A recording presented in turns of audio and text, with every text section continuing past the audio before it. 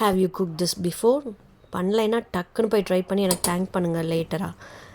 Okay, நீங்கள் கத்திரிக்காய் புளிக்குழம்பு வைக்கிற மாதிரி வச்சுருங்க. எப்படின்னா கடுகு, உளுந்தம்பருப்பு, வெந்தயம், சோம்பு, சீரகம் தாளித்து வெங்காயம், பூண்டு, கத்திரிக்காய் நல்லா வதக்கிட்டு தக்காளி பியூரியாக அரைச்சி ஊற்றிட்டு அது நல்லா கொதிச்சதுக்கப்புறம் பச்சை வாடை போனதுக்கப்புறம் முளைக்கட்டின கொள்ளு இதை முளைக்கட்டின கொள்ளு போட்டு ட்ரை பண்ணியிருக்கீங்களான்னு எனக்கு தெரியாது. அதை போட்டு நான் இன்றைக்கி ட்ரை பண்ண போகிறேன். சைட் டிஷ் வந்து வெண்டைக்காய் பொரியல்.